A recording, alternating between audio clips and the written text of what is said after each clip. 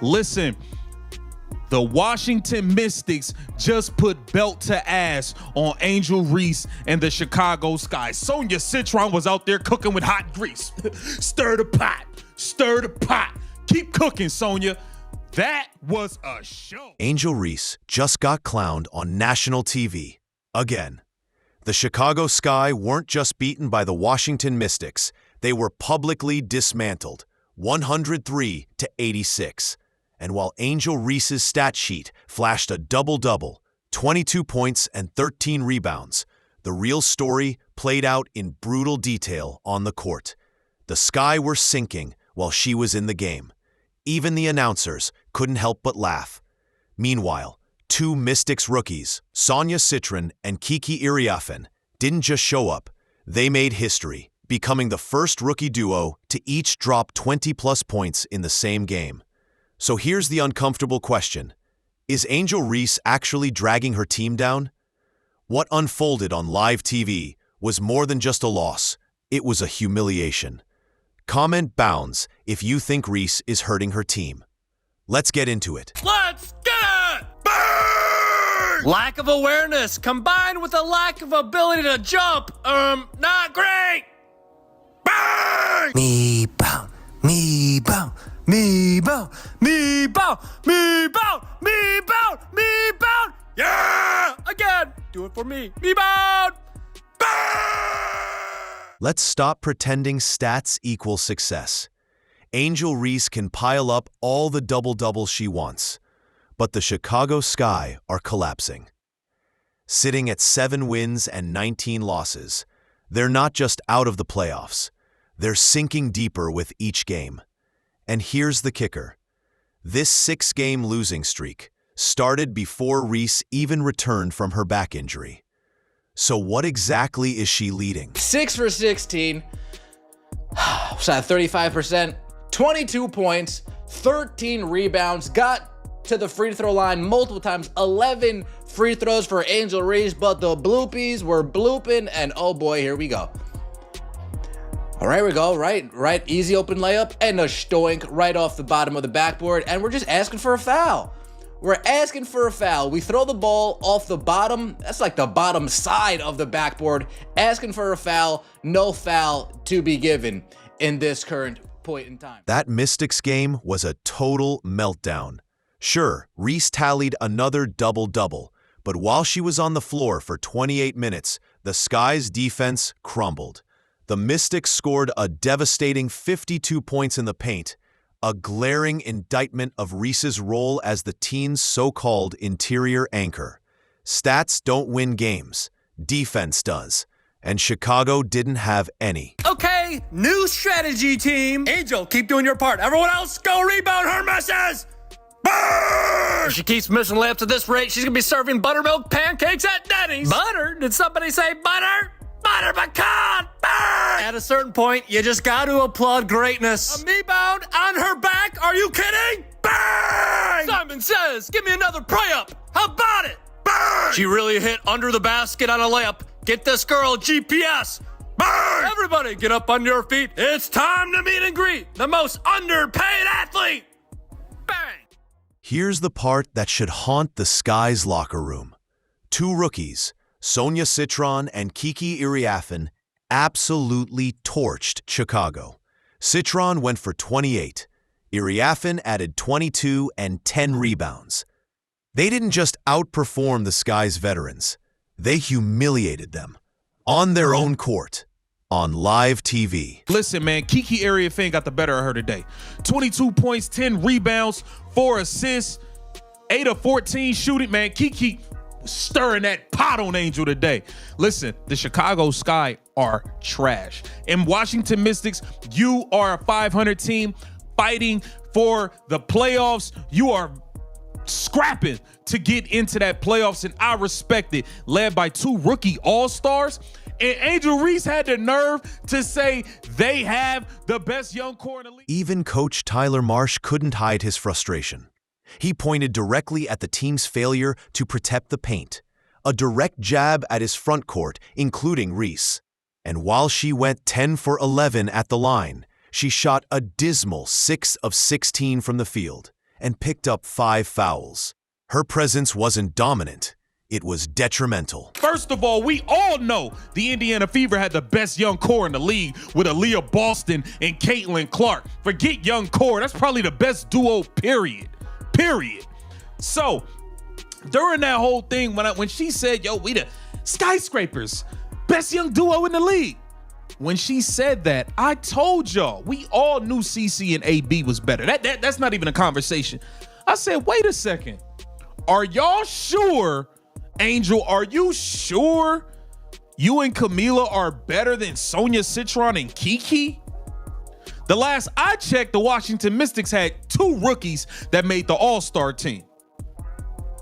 And boy, did they show why today. They took this matchup personally. Offense wasn't the issue. The Sky actually exceeded their season scoring average. But giving up 103 points? That's a defensive implosion. And the blame lands squarely on the shoulders of players like Reese, who are supposed to hold the fort. Instead, they open the floodgates. Spins on Reese, comes back. Yes, off the window. As she's saying, too small on the way back. Very subtly so, but she had the hand. Want to know what rock bottom looks like?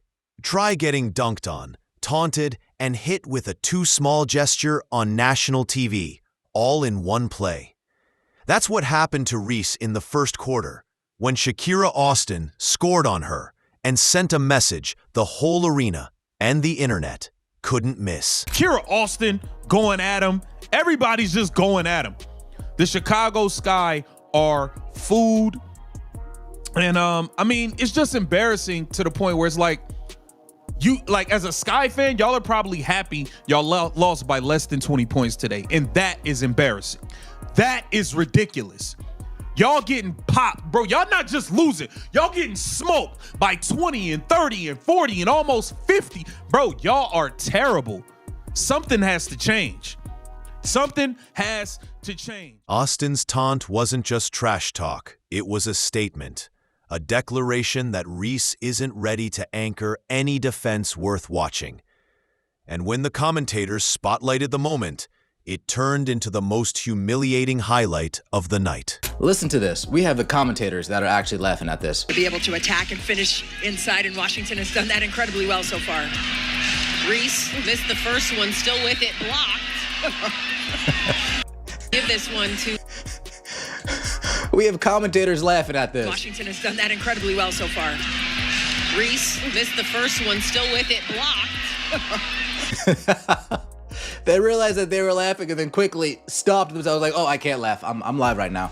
I can't laugh. I'm live right now. Let me, let me get real serious. Reese's response? She didn't fire back on the court. She folded. No defensive adjustment. No intensity. Just more easy buckets for the Mystics and more proof that Chicago's defense is as soft as it looks. That moment wasn't just embarrassing. It was symbolic of the team's entire identity. Angel Reese went home and got cooked in front of everybody. She played a good game, but her team got destroyed. This team is pitiful. Pitiful. And the sad part is, it's not like they have anywhere to turn. Ariel Atkins didn't play today, but she ain't been winning them no game. It's not, they have nowhere to turn. They went and made moves in the offseason as if they had a team to go out and win games and try to compete right now. Going and giving up your young draft pick for Ariel Atkins, going and getting Vandersloot, who's hurt. I mean, I just don't understand the direction they thought they were going in. But this has been malpractice from the management to the coaching to a lot of these players. Terrible. And it wasn't just Austin. Citron and Iriafen continued to feast. This wasn't a fluke. It was a systematic breakdown. A team with playoff aspirations got wrecked by 2 rookies making history. Reese wasn't just on the court. She was in the way. All of you all that are going to go home and write a biography on how wrong this is, you guys can kick rocks. What's up, fam? Candace Parker here. I'm going to do a tier ranking of WNBA players. I'm going to try. Then came the backlash. Candace Parker, 3-time champion, 2-time MVP, didn't hold back on her new podcast. She called Reese a C-tier player. And instead of responding with better basketball, Reese launched a Twitter jab. Because of course she did. And Cameron Brink, I think, is, the unknown. So I put Cameron Brink on the C level, I think, just in terms of her kind of showing glimpses of what she's capable of. I think WNBA, with the space and her length and versatility, she's going to be able to have an impact on the defensive end immediately. Then you got Angel Reese. I put her right at that C level. Her response? A cryptic tweet. Clout is one hell of a drug. No accountability. No hunger to improve. Just another passive-aggressive post aimed at a legend who dared to speak truth. This is what happens when social media clout matters more than wins. I think in terms of being above, you have to be able to have the ability to carry a team, be a 1 or 2 option. I think Angel Reese is fantastic at her role, which is offensive rebounding. She showed and demonstrated so much growth in that first year. I think that this is my tier. But let's get real. Parker's criticism was fair. Reese racks up stats while her team keeps losing. That's not elite. That's empty. Reese's priorities seem clear. It's not about impact. It's about attention. And that's the difference between hype and greatness. We have her reposting this. I'd be mad too if a girl who was beautiful, rich, famous, rich and famous, lifestyle of the rich and the famous. They always complaining. Shout out to Good Charlotte, man. They were a quality band. And well-liked among her peers, comes in, breaks my records, gets promotion, brand deals I couldn't get, and then has the audacity to steal my vet. I'd be bitter. Uh-oh, Angel Reese reposted that. And then Angel Reese puts out her own tweet. Clout is one hell of a drug. Like, it really gets to a point. Oh, shots fired. Shots fired. Now contrast that with Caitlin Clark, the rookie who turned Indiana Fever from a joke into a threat. Her presence alone elevated everyone around her. She didn't need drama. She didn't need social media feuds. She just played winning basketball. And the results spoke louder than any tweet. A'ja Wilson, reigning MVP, couple Defensive Player of the Years, 2 championships. If there was something higher than S, I would definitely put her up there. But Nafisa Collier, she's up there with top tier with A'ja. Just her ability to play on both sides of the ball, pump fake, she's gonna make you choose wrong. I know you guys are gonna say I'm biased because I'm putting all 4s at the S, but the 4s run the league. Don't ever forget that.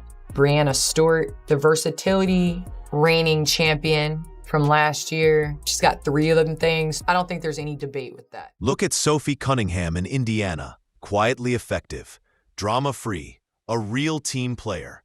Same with Lexi Hull and Kelsey Mitchell, thriving next to Clark, not competing for headlines.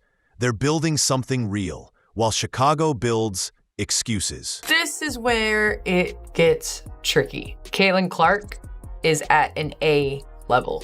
I think in time she's gonna raise up to that S, but in order to put her at that level, she's gotta have a couple more years. So I'll put Kelsey Plum at the A level.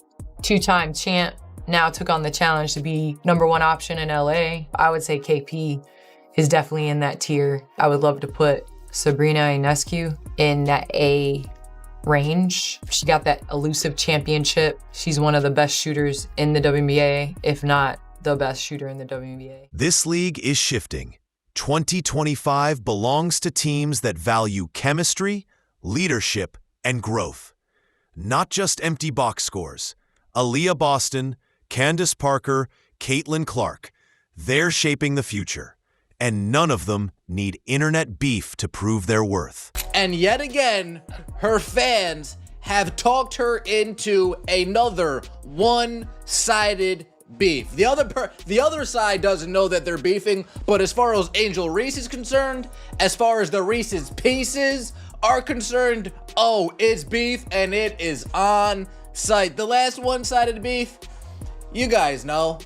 This current one-sided beef started innocently when Candace Parker was asked to ranked players who were clearly better than Angel Reese The Reese's Pieces threw a temper tantrum, tagged Angel so many times, tweeted about it so many times, that now Angel Reese is convinced in her own mind, oh, this actually is beef. Candace Parker, you don't like me. At the end of the day, fans know the difference between real stars and walking PR campaigns. Reese can collect rebounds, but if the Sky keep losing, what's the point? Meanwhile, Clark's creating a winning culture, and that's what lasts. Not likes, not followers, wins. You know, a lot of people say that Caitlin Clark moves the needle. That is wrong. She is the needle. She dictates. We all know what she's done on the floor. It's history, right? But off the floor, my goodness. So here's the deal. If you're done pretending double-doubles matter when your team keeps getting blown out, drop bounds in the comments. Like, subscribe, and turn on notifications. And if you want more unfiltered truth about the WNBA, click the video on screen. We'll see you there. Angel Reese is the double-double queen. They got the brakes beat off of them last night by the Minnesota Lynx. Angel Reese's double-double, I think 11 points, 11 rebounds, was meaningless and insignificant. Reese's response? She didn't fire back on the court. She folded. No defensive adjustment. No intensity. Just more easy buckets for the Mystics and more proof that Chicago's defense is as soft as it looks. That moment wasn't just embarrassing. It was symbolic of the team's entire identity. Caitlin Clark is a superstar, not a female superstar. She is a superstar. We were coming to see Caitlin Clark play. She moves the needle. The WNBA has been looking for someone who moves the needle.